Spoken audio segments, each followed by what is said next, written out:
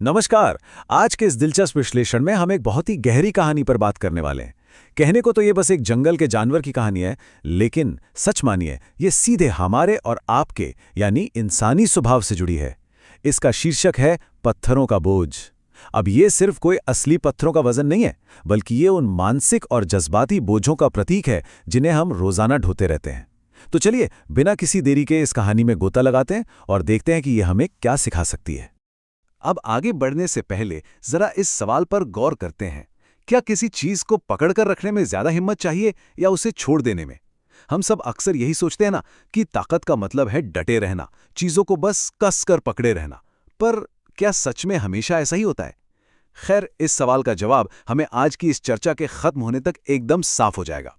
तो इसी सवाल को दिमाग में रखते हुए आइए अपनी कहानी के मुख्य किरदार से मिलते हैं। भाग 1, वीरन और उसके पत्थर। तो कहानी शुरू होती है एक बहुत ही घने और विशाल जंगल से, और यहीं हमारी मुलाकात होती है वीरन से। अब वीरन कोई आम हाथी नहीं है, वो बेहद ताकतवर, जवान और खूब मेहनत करने वाला हाथी है।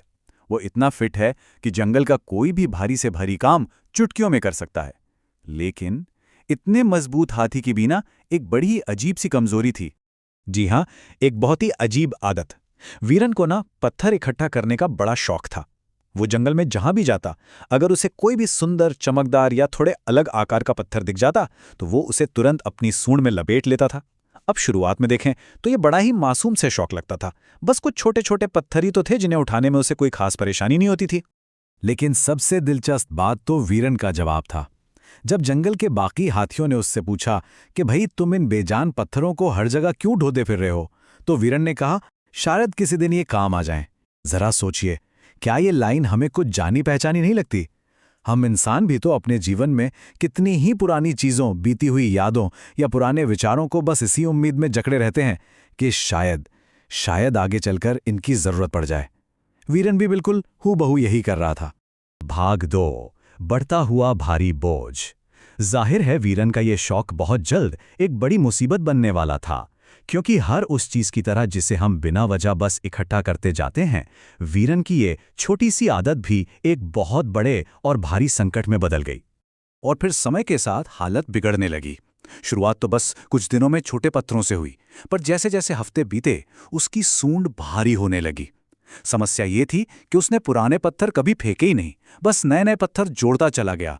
कुछ महीनों बाद तो पत्थरों का वजन इतना ज्यादा हो गया कि वीरन के लिए ठीक से सांस लेना तक मुश्किल हो गया। उसकी चाल एकदम धीमी पड़ गई, वो बहुत जल्दी थकने लगा।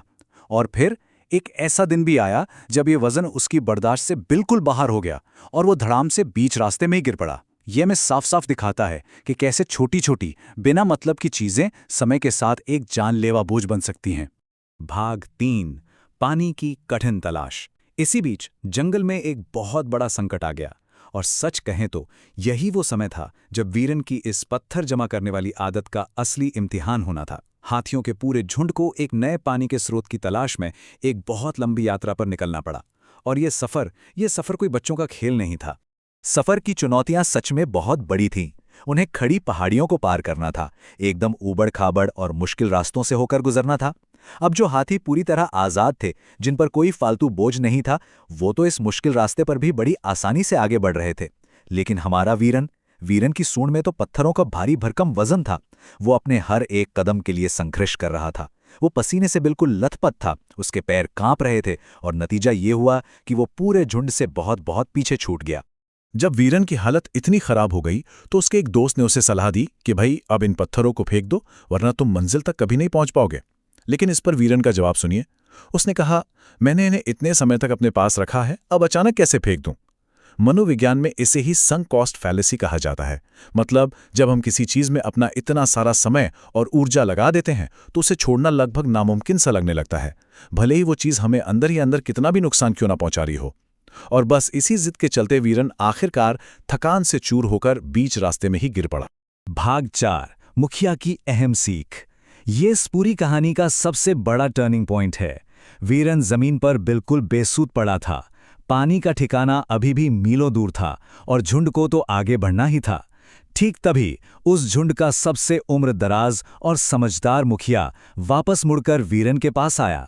मुखिया ने वीरन की आंखों में देखा और बहुत ही शांत लेकिन एक भारी और गंभीर आवाज में कहा, तुम अपनी जिंदगी से ज्यादा इन पत्थरों को चुन रहे हो। सच मानिए, ये एक वाक्य नहीं बल्कि एक जोरदार झटके की तरह था। मुखिया दरअसल उसे ये समझा रहा था कि जिन चीजों को वो इतना कीमती समझकर ढो रहा है, असल में वही उसकी जान ले रही हैं। भाग 5, पत्थरों को छोड़ना। मुखिया के उन कड़वे लेकिन सच शब्दों के बाद वहां एक अजीब सा भारी सन्नाटा छा गया। वीरन बस जमीन पर पड़ा रहा। उसने अपनी भारी सूंड की तरफ देखा और फिर सामने उस लंबी, थका देने वाली चढ़ाई को देखा जो उसे अभी भी पार करनी थी। एकदम से उसे असलियत का एहसास हुआ। चलिए देखते हैं कि इसके बाद उसने आखिर किया क्या। बदलाव कभी भी आसान नहीं होता, है ना? सबसे पहले तो जब वीरन ने फैसला कर ही लिया तो उसे बड़ा पछतावा हुआ। जाहिर है किसी भी पुरानी आदत को छोड़ना दर्दनाक होता है, लेकिन फिर आया दूसरा कदम।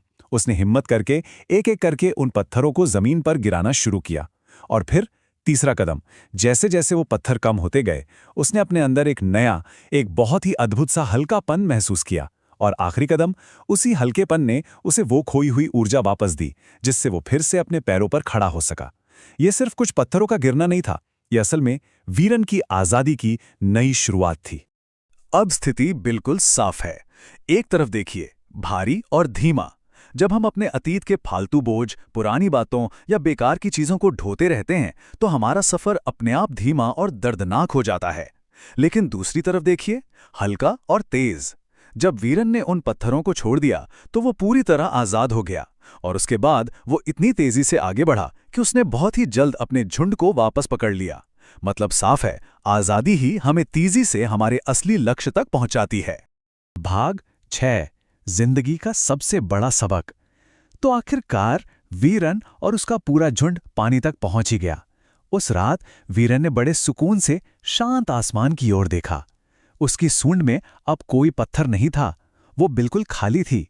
लेकिन शायद जिंदगी में पहली बार उसे ऐसा महसूस हुआ कि उसके पास सब कुछ है।